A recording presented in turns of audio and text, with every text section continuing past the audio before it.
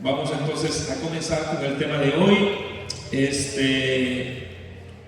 Quiero leerle esta cita que está aquí. El tema de la semana pasada fue de crecer en Cristo. Y aquí viene una cita que está en Testimonios para la Iglesia, tomo 4, página 360. Dice: el creyente puede crecer en Cristo, su cabeza viviente. No es tarea de un momento, sino de toda la vida. Creciendo diariamente en la vida divina, no alcanzará la completa estatura de un hombre perfecto en Cristo hasta que cese su tiempo de prueba. El crecimiento es una tarea continua.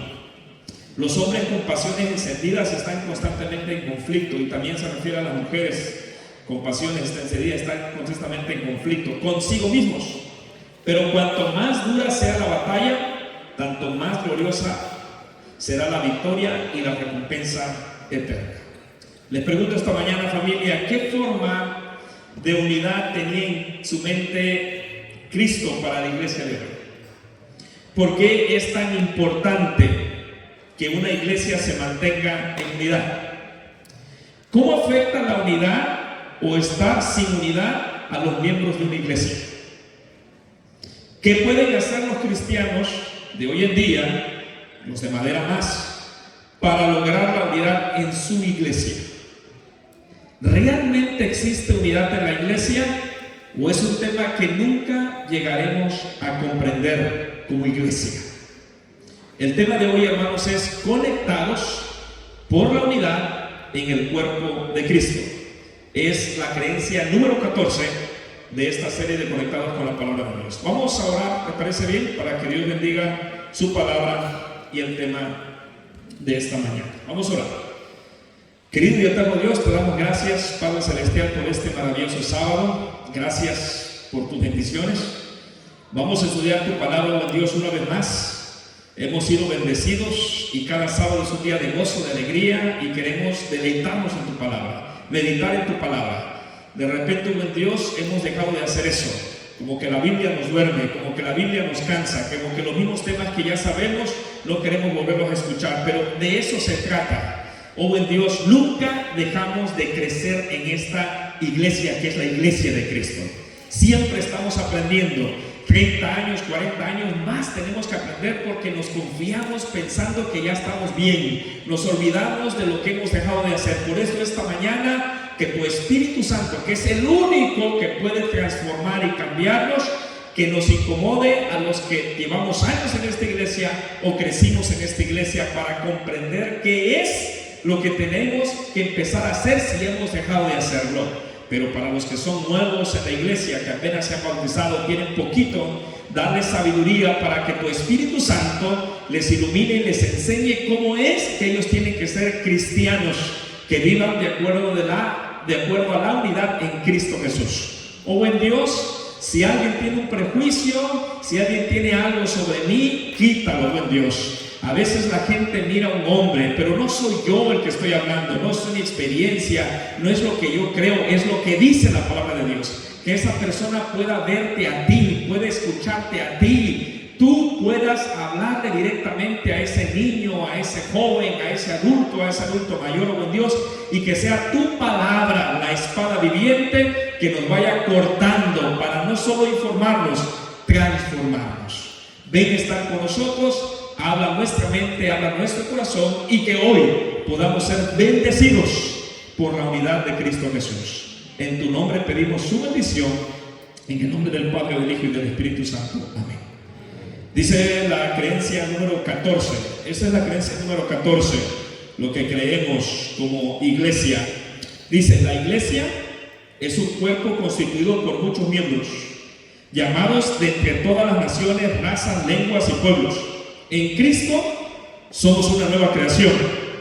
¿En quién? ¿Somos una nueva creación en quién? En Cristo. Dice: las diferencias de raza, cultura, educación y nacionalidad, y las diferencias entre comprados, humildes, ricos, pobres, hombres, mujeres, no deben causar divisiones entre nosotros. Todos somos iguales en Cristo, quien por un mismo espíritu nos unió en comunión con Él y los unos con los otros. Debemos servir y ser servidos sin parcialidad ni reservas. Por medio de la revelación de Jesucristo en las Escrituras, participamos de la misma fe y la misma esperanza y damos a todos un mismo testimonio. Esta unidad tiene sus orígenes en la unicidad del Dios Triuno que nos adoptó como hijos suyos. Maravilloso. Hermanos, hablar acerca del tema de la unidad es uno de los temas más amplios que hay en la Biblia y es uno de los temas más difíciles que los cristianos pueden comprender o podemos comprender. ¿Saben ustedes por qué? Porque nosotros nunca hemos sabido lo que es la perfección de la unidad. El ser humano, desde que nace en este mundo, tú y yo desde que nacemos en este mundo, nacemos ya fragmentados. La única vez que hubo una perfección unidad fue cuando Adán y Eva no habían pecado. Cuando Adán y Eva no habían pecado, ellos sabían lo que era la perfecta unidad. Dios, ellos y Dios. Pero después que Adán y Eva pecaron, el pecado fragmentó la unidad.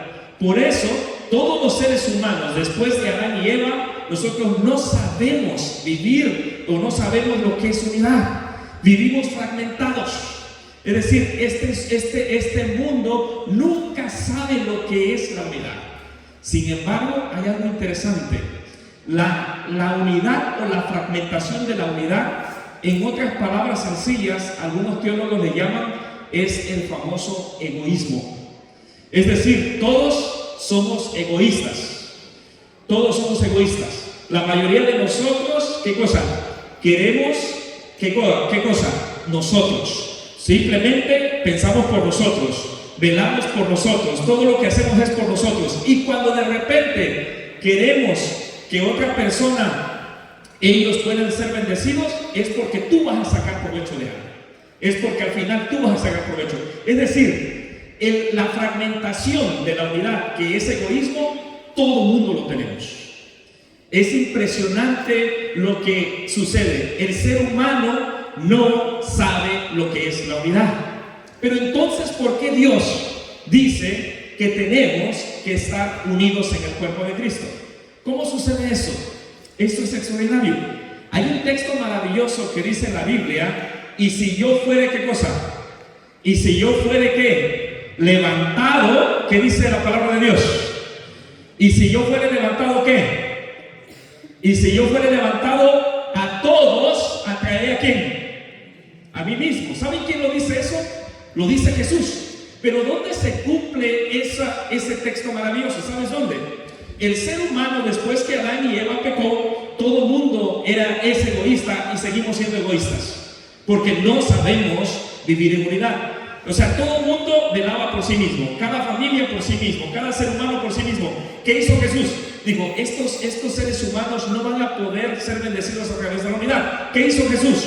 Tuvo que Dios enviar a su Hijo, y en la cruz, cuando Él muere, entonces ahora Él quitó el núcleo egoísta que nosotros teníamos, y entonces ahora dijo: ustedes nunca van a volver a ser unidos si no es por quién, si no es por mí. En la cruz, cuando Cristo se levanta, allí otra vez nos da la oportunidad de poder experimentar lo que es la unidad. Eso es maravilloso. Es decir, la única forma como el ser humano puede experimentar la unidad es si se une en el cuerpo de Cristo Jesús. No sé si me estoy dando a entender. No hay una forma de que el cristiano pueda entender la unidad. No hay una forma. Solamente cuando se bautiza, ahí puede empezar a experimentar la unidad. Solamente cuando está unido a Cristo puede experimentar la unidad. Fuera de eso, nunca sabrá lo que es unidad. Por eso la palabra de Dios dice: cuando yo, o sea, la cruz, Jesús, me levante, entonces yo atraigo al mundo. Cuando tú me levantas, yo traigo a tu familia. Cuando tú me levantas, yo traigo a tu hijo. Cuando tú me levantas, yo traigo a tu hermano. Cuando tú me levantas, yo traigo a ese pecador. Solamente yo puedo atraer al mundo. Nadie en este mundo puede ser atraído si no es por la cruz de Cristo Jesús. Cuando el cristiano levanta la cruz y no levantas tus palabras, no levantas tu talento, cuando levantas la cruz es cuando la gente es atraído hacia Cristo Jesús. Eso es maravilloso. Pero esto es algo importante. Nosotros vivimos en un mundo dividido. Dividido por culturas, dividido por familias, dividido por religiones, dividido por iglesias, dividido por creencias. Vivimos divididos. Jesús, ¿qué hizo? Vino a hacer algo diferente. Él vino a hacer una comunidad unida en medio de la diversidad. ¿Cómo es esto? Esto solamente lo hizo a través del poder de la cruz. En pocas palabras, si nosotros queremos experimentar la unidad, tenemos que conectarnos a Cristo Jesús. ¿Por qué es importante entonces la unidad? ¿Por qué es importante la unidad? Vamos a ir rápidamente a la palabra de Dios. ¿Por qué es importante la unidad? ¿Saben, hermanos? Juan 13:35. ¿Qué dice la palabra de Dios? ¿Por qué es importante la unidad? ¿Saben ustedes por qué? Porque la palabra de Dios nos lo dice. Miren lo que dice Juan 13:35. Dice: en esto conocerán todos que sois mis discípulos, si tenéis amor los unos por los otros. En esto conocerán todos que soy, ¿qué cosa? Que soy mis discípulos. Si tenéis, ¿qué? Amor, ¿qué? La primera razón por qué es importante la unidad, porque la unidad hace efectivo los esfuerzos de la iglesia. Escuchen bien, familia. Cuando una iglesia se divide, el mensaje pierde poder, la iglesia se debilita. Pero cuando hay unidad, el mundo cree. Una iglesia unida es una iglesia poderosa. Una iglesia unida es una iglesia, ¿qué cosa? Es una iglesia poderosa.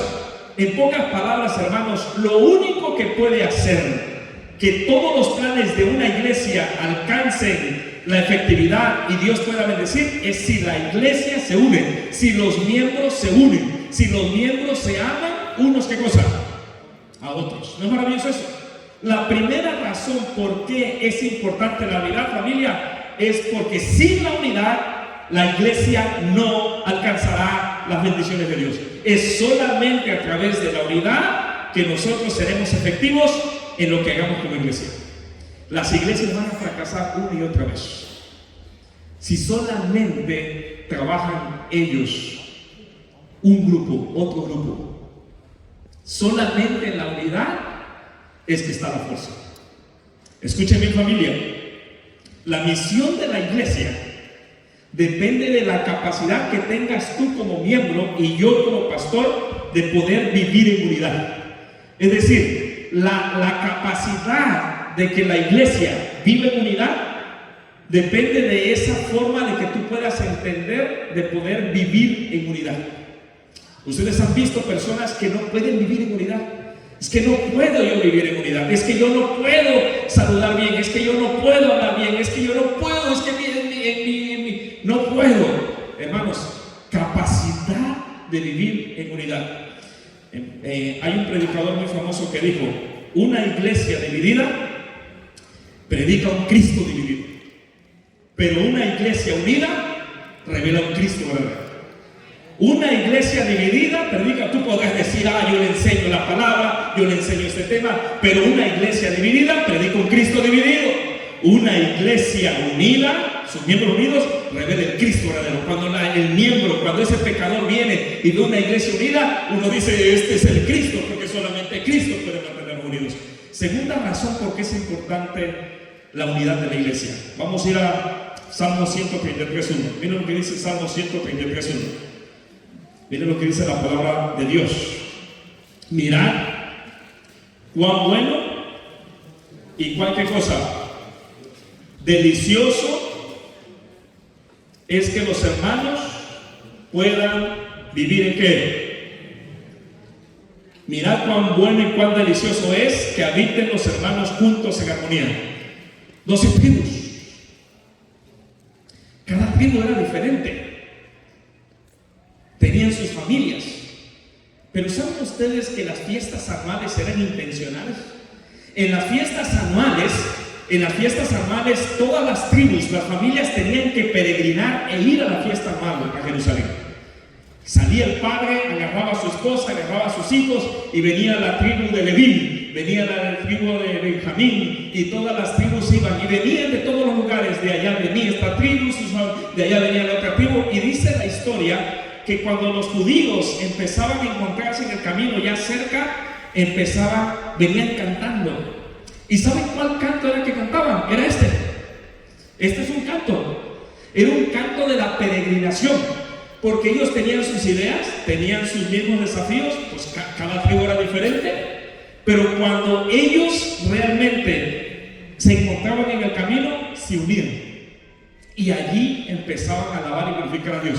Se olvidaban de los desafíos, se olvidaban de los problemas, se olvidaban de las diferencias, y ahora ellos empezaban a cantar y a alabar a Dios juntos como una sola familia. ¿No es maravilloso eso? Entonces, ¿cuál es la segunda razón por qué es importante la unidad de la iglesia? Porque solamente la unidad revela la realidad del reino de Dios.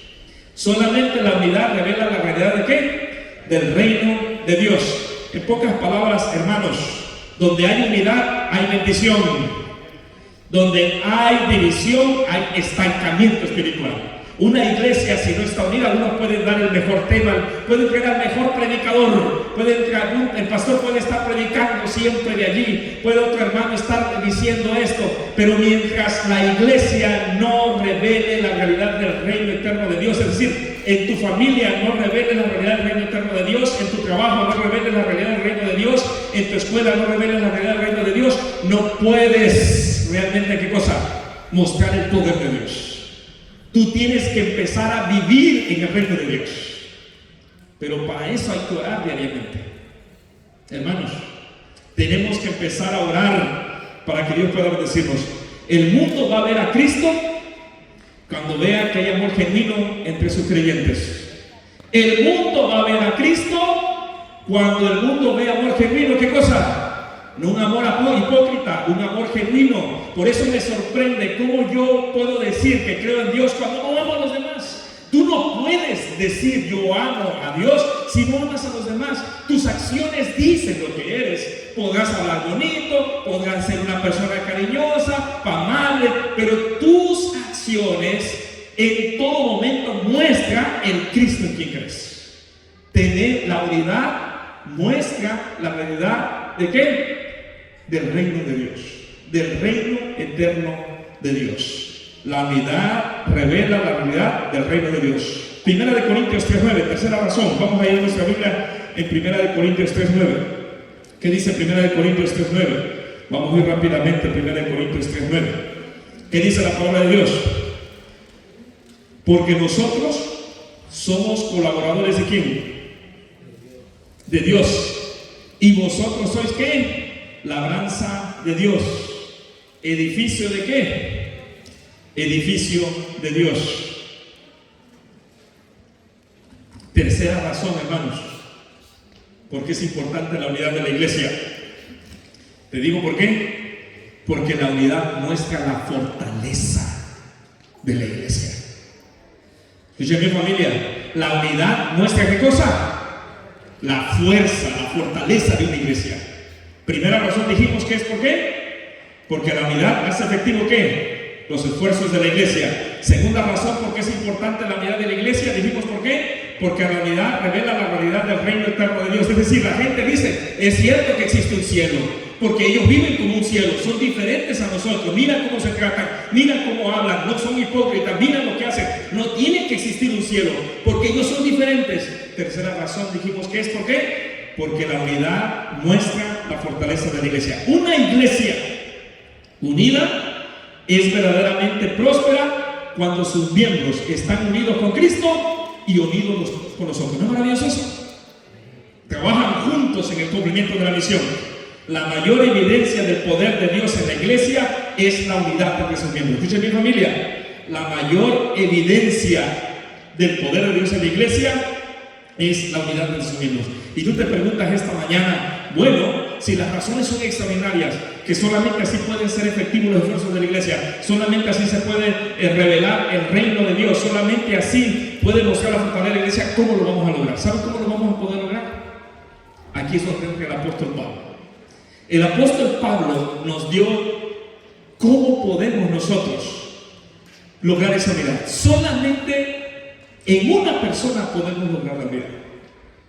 Y vamos a ir a nuestra Biblia rápidamente en Efesios, capítulo 4, versículos 4 al 6. Miren lo que dice la palabra de Dios en Efesios 4, 4 al 6. Vamos a comenzar desde el versículo 3. Miren lo que dice la palabra de Dios. Voy a ir rápido, hermanos. Versículo 3. Procurando mantener la unidad del Espíritu en el vínculo de la paz. Esa unidad del Espíritu, ¿saben de quién está hablando? Está hablando del poder del Espíritu Santo. Aquí entra el Espíritu Santo. ¿Se acuerdan que le hemos dicho, hermanos, que el Espíritu Santo es el que anda con nosotros? ¿Se acuerdan que hemos aprendido que el Espíritu Santo es el Consolador? ¿Se acuerdan que hemos aprendido que el Espíritu Santo es el que anda visitando todo el mundo y viendo al pueblo de Dios y anda animando, fortaleciendo, dando poder y haciendo cosas extraordinarias? ¿Se acuerdan? Y ahora entra otra vez el Espíritu Santo. El Espíritu Santo, la tercera persona de la edad, tiene un trabajo extraordinario que hacer con nosotros.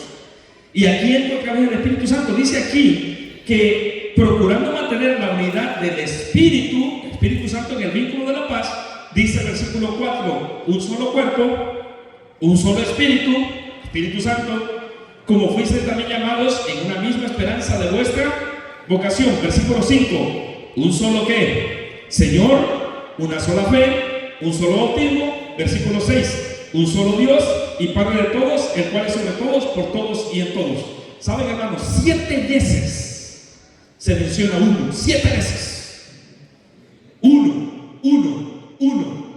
¿Saben ustedes por qué? Porque la única manera como nosotros vamos a lograr la unidad es a través del poder del Espíritu Santo.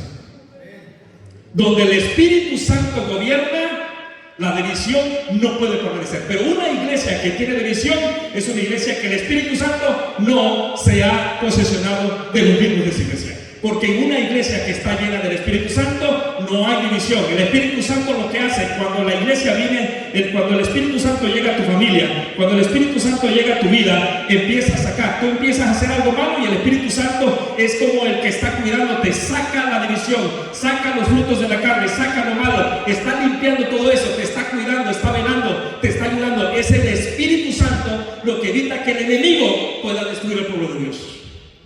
Solamente el Espíritu Santo es el único que puede lograr la unidad. Es decir, ¿qué es el Espíritu Santo? El Espíritu Santo, ¿saben ustedes qué es? Es como un pegamento. Es decir, está la unidad y el Espíritu Santo es el que ahora es el instrumento para que te pega con Cristo. Es interesante esto. Ese es el papel del Espíritu Santo. El Espíritu Santo es el que te va pegando, el que te une a Cristo Jesús. Es decir, tú tienes que estar unido en el cuerpo de Cristo. Pero ¿quién es el que logra? El único que lo puede lograr es el poder del Espíritu Santo. Esa es su misión. Hacer que el cristiano de este mundo pueda entender que sin Cristo nunca alcanzará la unidad. ¿No es maravilloso eso? Ahora te quiero decir 5 pasos prácticos que dice la Biblia y que en eso creemos nosotros de cómo poder nosotros lograr la unidad. 5 pasos prácticos. Primero, para lograr la unidad y conocer la unidad en el cuerpo de Cristo Jesús, tiene que haber unidad en el hogar. Si tu hogar no está unido, tu iglesia tampoco va a estar unida. La primera iglesia no es esta, la primera iglesia es tu hogar. Y saben, hermanos, hay una cita muy fuerte que está en Testimonios para la Iglesia, tomo 5. Porque yo creo que ahí es donde tenemos que empezar a hacer cambios, nos guste o no nos guste, nos incomode o no nos incomode, porque esto es para nosotros. Si esta es tu historia, entonces Dios te está llamando a ti. No es la experiencia del vecino, no es la experiencia del anciano, del pastor, no es si esto te incomoda a ti, es el Espíritu Santo que te está diciendo que tú tienes que crecer. Miren lo que dice esta cita, es muy fuerte. En el hogar, ningún padre o madre cristiana debe permitir que se repistan chismes en el círculo familiar, ni palabras despectivas para los miembros de la iglesia. ¿Saben ustedes que eso es como que se ha vuelto algo normal para los cristianos de este siglo? Se ha vuelto algo normal que tú dices, eso lo están diciendo. No, ve y lee. Si tú crees, dice la palabra de Dios, el que lea, entienda, ¿sí o no? El que lea, entienda. Es decir, lees, pero tienes que entender por qué Dios está diciendo eso. No es decir, estoy yo subido del sermón. No. Cada sermón es un mensaje que Dios te está llamando a ti. Es impresionante. Si tú quieres alcanzar la unidad en el cuerpo de Cristo Jesús, tienes que comenzar por lo primero, que es la unidad de dónde. En tu hogar, en tu familia. La primera iglesia es tu casa. Tú eres el pastor de tu casa, tu esposa es la sacerdotisa de esta casa, los hijos son los miembros que Dios te ha dado, son las ovejas que tienes que hallar. Cuando tú alcances la unidad allí, puedes alcanzar la unidad de la iglesia. Número 2, segundo paso práctico para la unidad. ¿Saben ustedes cuál es? Hay que procurar la unidad. O sea, hay que ser intencionales, hay que hablar de unidad. Hay que hacer esfuerzo de hablar de ser unidos. Hay que tener humildad de unidad. Hermanos, cuando nosotros nos reunimos, ¿de qué hablamos? Hablamos de nuestras diferencias, de los problemas, hablamos de las cosas que no nos gustan, de esta otra situación, o estamos hablando realmente de las cosas que nos unen. Y si de repente esto te causa algo, te incomoda, dale gracias a Dios. Cuando tú te reúnas, sé intencional, procura hablar de unidad. Cuando tú te reúnas en tu trabajo, trata de hablar de unidad. Cuando tú vayas a la escuela, chicos, traten de hablar de unidad, cosas que te unan para que tú puedas estar cerca de Cristo Jesús. Y cuando decimos unidad, hablamos de cosas que te conecten a Cristo Jesús. Tú tienes que empezar a hablar, ser intencional en de lo que hables, lo que escuchas, lo que ves, lo que lees, tiene que conectarse a Cristo Jesús. Hay que procurar la unidad. Segundo paso práctico. Tercer paso práctico, esto es extraordinario, trabajar en un blanco común. Hay que trabajar en un blanco común. ¿Saben, hermanos? Nosotros podemos tener el parking más grande, la iglesia más extraordinaria, podemos tener el piano más costoso, podemos tener de repente el equipo tecnológico más costoso, podemos nosotros tener la seguridad más extraordinaria, podemos tener una orquesta, algo grande, pero eso no es lo más importante. Eso es necesario, sí, pero lo más importante es el trabajo en común. Y el trabajo en común es que la iglesia tiene un mensaje. La iglesia tiene un ¿qué cosa? Un mensaje. Y te voy a decir algo. El mensaje es lo que nos hace unidos. Dios llamó a esta iglesia en un mundo fragmentado para que esta iglesia saque un remanente de cristianos, que ellos tomen doctrinas que muchos cristianos están dejando. Él está llamando un remanente de miembros que pongan ¿qué cosa? Su vida en armonía con las creencias que están en la palabra de Dios. Dios está llamando un grupo que marque diferencia en la palabra de Dios. Y te voy a contar algo.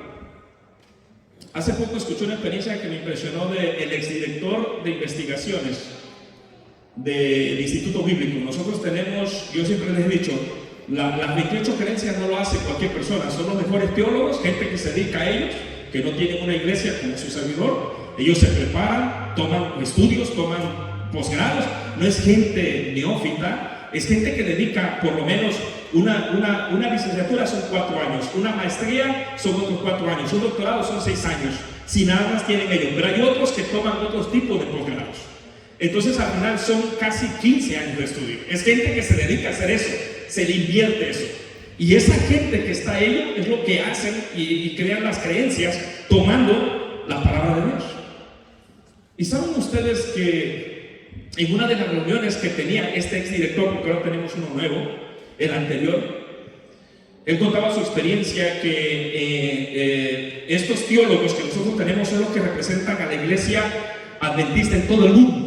cuando de repente hay convenciones de los sabios de las otras denominaciones, ellos envían a sus teólogos, todas las denominaciones, y ahí van nuestros teólogos de nosotros. Él comentaba que cierta denominación les gustaba tener plática con ellos acerca de lo que creemos en la palabra de Dios. Y él decía que cada año 8 teólogos los invitaban a 8 teólogos de la iglesia para platicar sobre la creencia de Dios, sobre lo que creemos.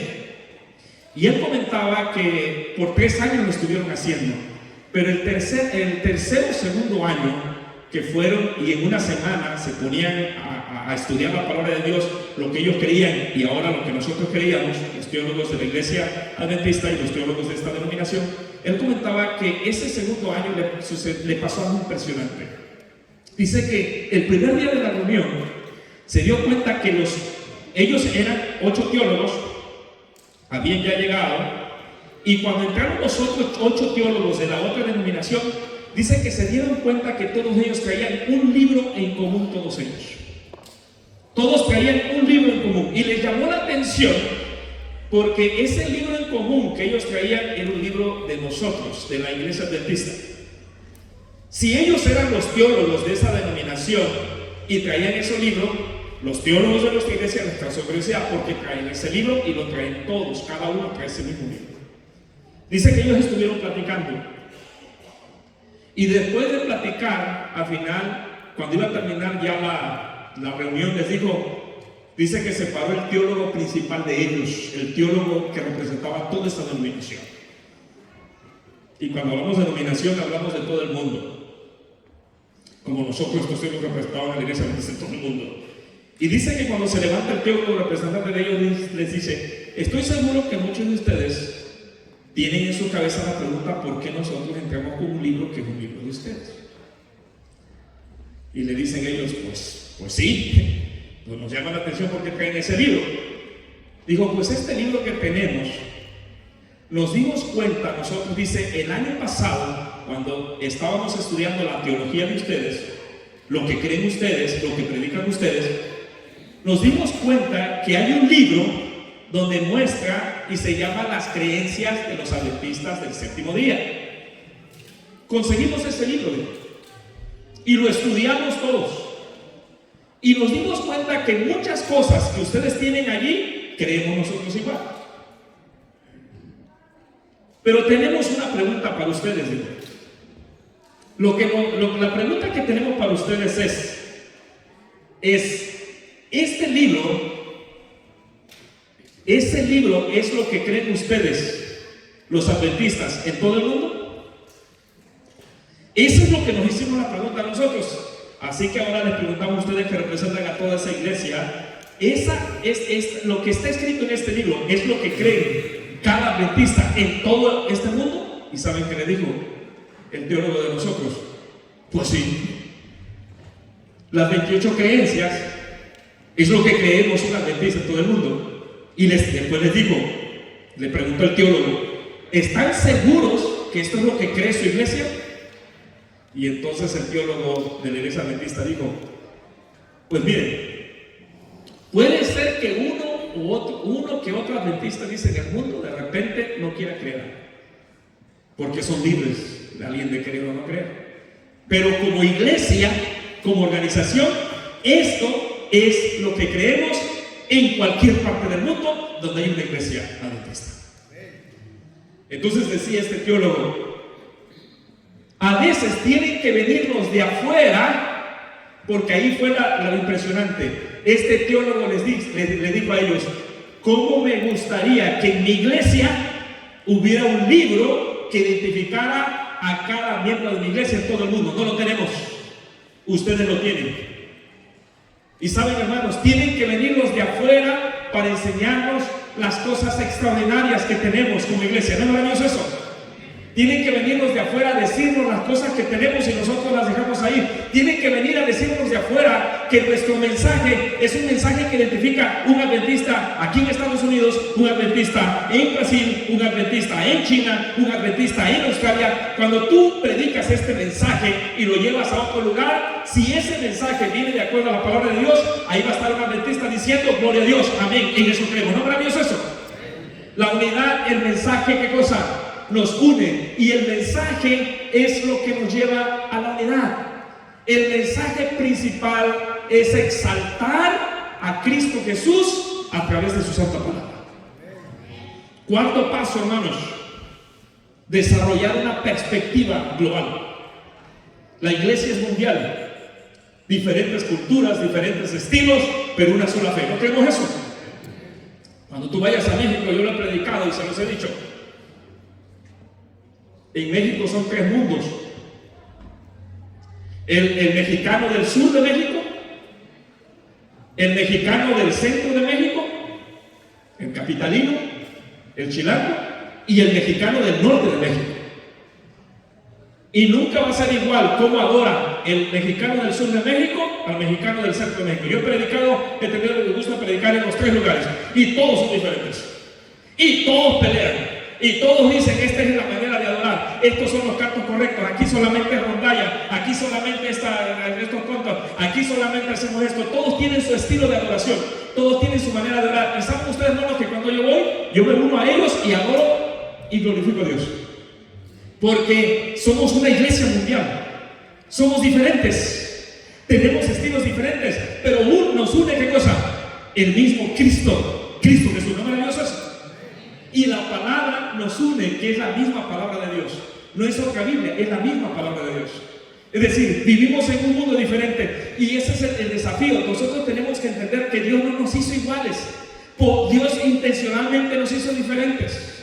Por eso unos somos más bajitos, otros son más altos, unos son más gorditos, unos son, ¿qué cosa?, más delgaditos, unos son blancos, unos son cueros, ojos cerrados, ojos abiertos, unos mucha barba, otros menos. Dios nos hizo diferentes, pero nos une Cristo Jesús. Por eso, hermanos, cuando tú vayas a un lugar, no quieras decir, tienes que adorar como México, tienes que adorar como California. No, ve y únete y gózate si ellos hablan del mismo Cristo Jesús. ¿No es maravilloso eso? Únete a alabar a Cristo Jesús. Hermanos, tenemos que entender que somos una familia mundial. Cuando tú vayas a República Dominicana, vas a ver que los hermanos tienen sus tambores ahí, los clubes. Los hermanos jamaiquinos son de tambores y están felices. Cuando tú vayas a una iglesia afroamericana, vas a ver que ellos están bailando. A mí me encantaba el pastor Baraka Muganda, exdirector también del líder mundial de los jóvenes adventistas. Cuando tú veías a ese pastor, un hombre casi de 2 metros, grandotes, de Zambia, africano, él era africano, y tú veías que cuando hablaba ese pastor hasta lo sentías, él empezaba a casi dando sus saltos aquí cuando quería imitar a que estaba predicando. Yo dije, wow, qué diferente, pero Dios nos hizo así, somos diferentes, pero nos une la bandera de Cristo Jesús. ¿No es maravilloso eso? Dios no nos quiere iguales, seríamos aburridos. Dios nos quiere así como nosotros. ¿Saben, hermanos? La iglesia que impacta, la iglesia que llega a impactar al mundo, es una iglesia que, a pesar de sus adversidades, la unidad nos redime. La unidad no elimina la diversidad, la redime. La iglesia debe hacer todo lo posible de evitar el aislamiento nacional, cultural o regional. Tenemos que ser unos, así como Dios nos ha hecho unos. Quinto paso para lograr la unidad: evitar actitudes que dividan. ¿Evitar qué cosa? ¿Actitudes qué? ¿Cuáles son las actitudes que dividan? Los frutos de la carne. Nosotros lo estudiamos en el tema pasado. Si alguno de ustedes no vio el tema pasado, está en nuestra página y pueden ver el tema de crecer en Cristo. Hay que evitar actitudes que dividen. Hermanos, los desacuerdos son inevitables y tenemos que respetar las opiniones de los demás. Pero aunque los desacuerdos son inevitables, pocos de nosotros tenemos exactamente el mismo punto de vista, por lo que es natural que a menudo lleguemos a conclusiones distintas. La diversidad de opiniones entre los cristianos es algo que muchas veces es producida por Dios mismo. Lo que no debe ser en manera alguna es que los desacuerdos, las opiniones diferentes dividan a la iglesia. No. Dios permite la diversidad, Dios permite nuestras opiniones, Dios permite los desacuerdos, pero al final trabajamos en un solo conjunto. Cuando la iglesia dice en esta dirección, caminamos juntos en el nombre de Cristo Jesús. ¿No es maravilloso eso? Ahí vamos todos juntos. No es tu idea, no es mi idea, es la visión de Cristo Jesús. Pero aquí hay un problema grande. ¿Saben ustedes, hermanos?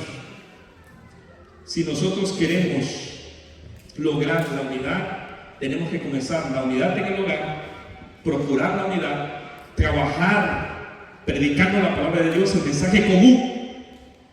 ¿Qué más dijimos? Tener una perspectiva global. Y número 5, evitar actitudes que dividen. Y quiero ir terminando con esta historia. El mejor capítulo y el mejor libro que habla de la unidad es el libro de Juan. Jesús iba a morir. Le faltaban horas antes de morir. Y me llama la atención que en la última oración de Jesús, Jesús hizo 2 oraciones. La oración del Padre Nuestro, una oración modelo, pero también en el huerto de Getsemaní, antes de morir, también oró. Pero lo que llama la atención es que Jesús no ora ni por riquezas, ni por famas, ni por protección, ni por milagros, prosperidad. No. Jesús no ora por poder. No ora. Lo que Jesús hace es que Jesús ora por un tema. ¿Y saben cuál es el tema? La unidad. Escogió un tema Jesús. ¿Por qué Jesús escoge el último tema antes de morir? Escoge la unidad. ¿Saben ustedes por qué? Porque sin unidad la misión va a fracasar. Jesús tenía que asegurarse que los que siguen, sus discípulos y los cristianos que vengan, todas las generaciones, tienen que entender que la única forma como pueden estar conectados con la unidad es en el cuerpo de Cristo Jesús. Él tiene que asegurarse de que si ellos entienden un poquitito que solamente es a través de Él que pueden ser unidos, la misión va a triunfar. Pero si no lo entienden, la misión va a fracasar. Y vamos a ver nuestras Biblias en el San Juan, capítulo 17, versículos 21 al 23. Miren lo que dice la palabra de Dios. San Juan, capítulo 17, versículos 21 al 23. Miren, esta oración es para nosotros. Esta oración es para nosotros, no solo para ellos, es para nosotros. Miren lo que dice la palabra de Dios, San Juan 17, 21 al 23. Escuchen lo que dice, familia y amigos que nos están viendo. Dice la palabra de Dios: para que todos sean uno, como tú, Padre, en mí y yo en ti, que también ellos sean uno en nosotros, para que el mundo crea que tú me enviaste. Les pregunto, familia, ¿cuál es la única manera que el mundo va a creer que Cristo Jesús va a venir a buscar a su iglesia? ¿Cuál es la única manera como que el mundo va a reconocer que existe un Cristo Jesús? ¿Cómo es que el mundo va a reconocer que Dios realmente quiere reconciliar y cambiar sus corazones? La única manera es si la iglesia está unida en Cristo Jesús. Hoy en día la credibilidad del cristianismo está en juicio. Tenemos tantas denominaciones, tenemos tanta gente que predica su manera de interpretar la Biblia. Hoy en día la credibilidad del cristianismo está en juicio. No hay una unidad. Por eso Cristo Jesús está diciendo, bueno, en un mundo fragmentado, la única manera como el cristiano puede alcanzar la unidad es si se une en mí como yo estoy conectado con mi Padre. Es decir, la única manera como podemos lograr la unidad es en Cristo Jesús. Y cuando tú logras la unidad en Cristo Jesús, entonces el mundo se le quita y dice, no, yo creo en ese Cristo Jesús. Cuando el mundo ve la unidad de la iglesia, cuando el mundo ve la unidad de una familia, cuando el mundo ve la unidad de sus miembros, cuando el mundo ve la unidad entre unos otros, cuando el mundo ve el amor entre unos otros, cuando el mundo ve cómo nos tratamos, cuando el mundo ve cómo nos hablamos aquí y afuera de la iglesia, cuando el mundo ve cómo somos, dice, pero ¿por qué ellos son así? ¿Por qué se dejan? ¿Por qué no reclaman? ¿Por qué no pelean? ¿Por qué no se golpean? No, porque es Cristo transformándonos. La unidad transforma a los hijos de Dios. ¿No es maravilloso eso? Dejamos las diferencias, dejamos nuestras profesiones, dejamos nuestros oficios, dejamos nuestras culturas, dejamos nuestra familia, dejamos si somos ricos, si somos pobres, y nos une la bandera de Cristo Jesús. Entonces Jesús está preocupado porque estos discípulos no han entendido en 3 años, y esos discípulos están pensando en otras cosas. ¿En qué pensaban los discípulos? Miren qué pensaban los discípulos.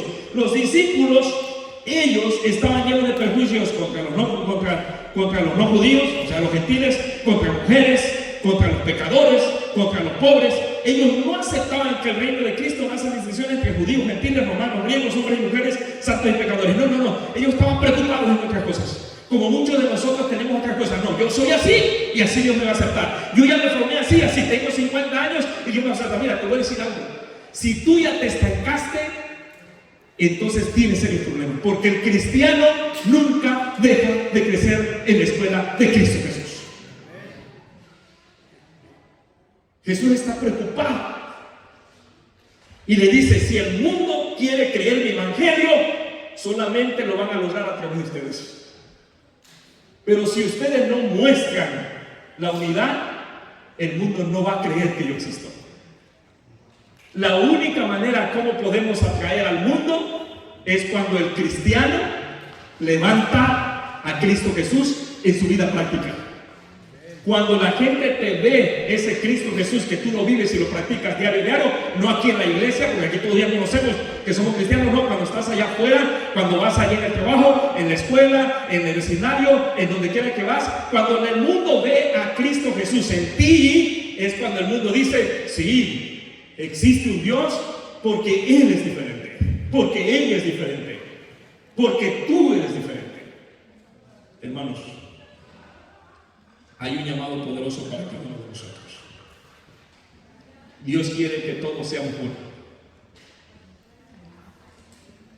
Y el llamado de hoy es la unidad.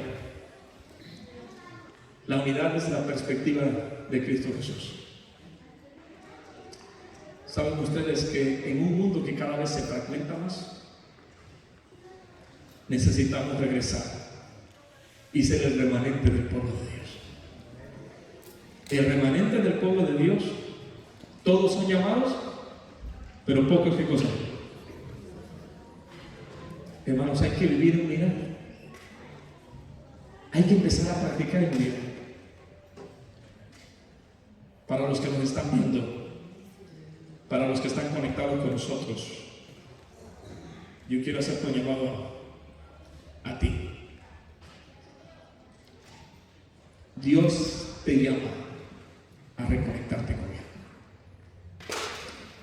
Si tienes un desafío, una prueba, un problema, algo que estás luchando, hoy es el momento para volver a reconectarte con el único que puede salvarte, que es Cristo Jesús.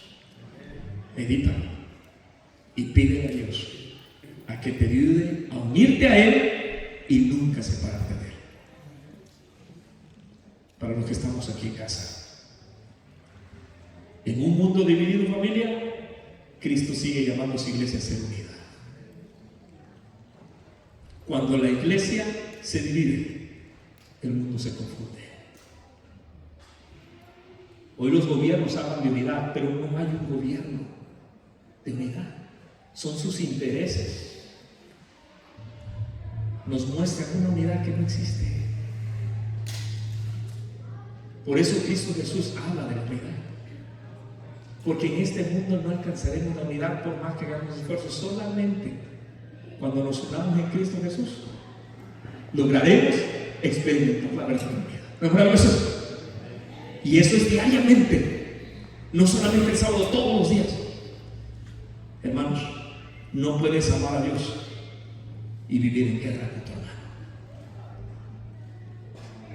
No puedes amar a Dios y vivir en guerra con tu vecino.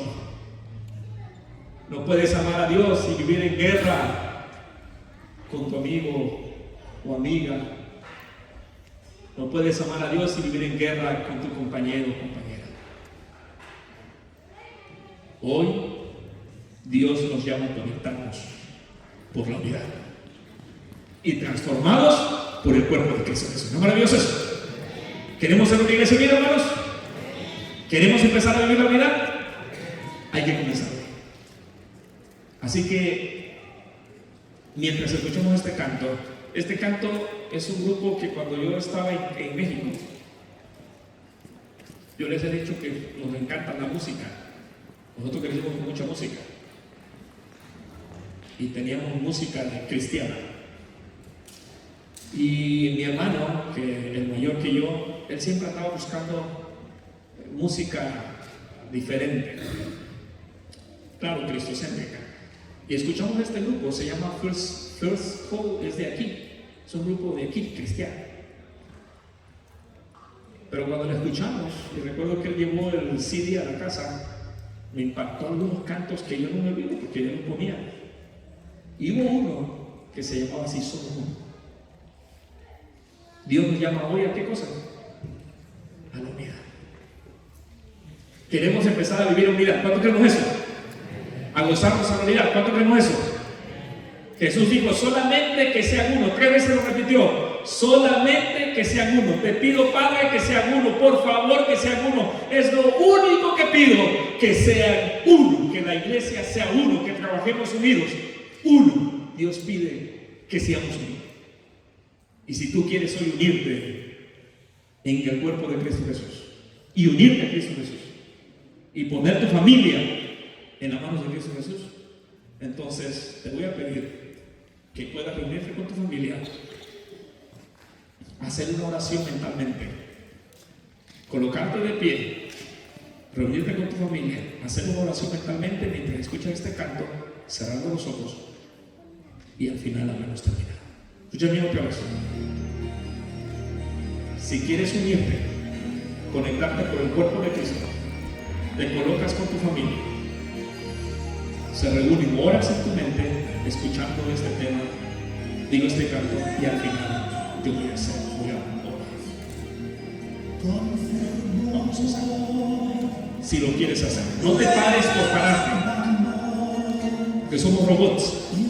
Ya nos dijo el pastor que nos paremos, todo el mundo nos paramos. No. Párate si lo vas a hacer.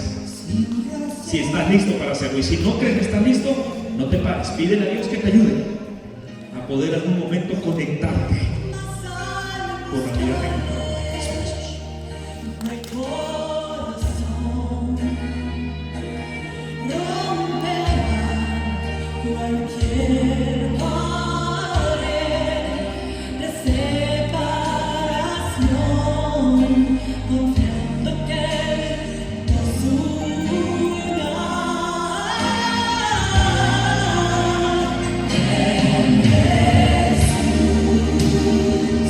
Somos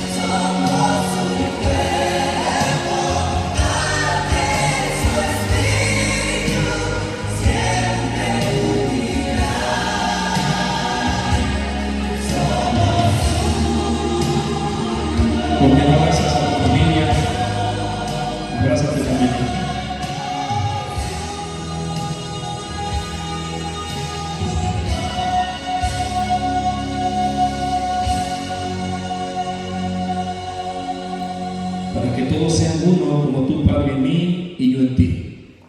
Que también ellos sean uno en nosotros, para que el mundo crea que tú me enviaste. Yo les he dado la gloria que me diste para que sean uno, así como nosotros somos uno. Yo en ellos y tú en mí, para que sean perfectos en unidad, para que el mundo conozca que tú me enviaste y que los has amado a ellos como también a mí me has amado.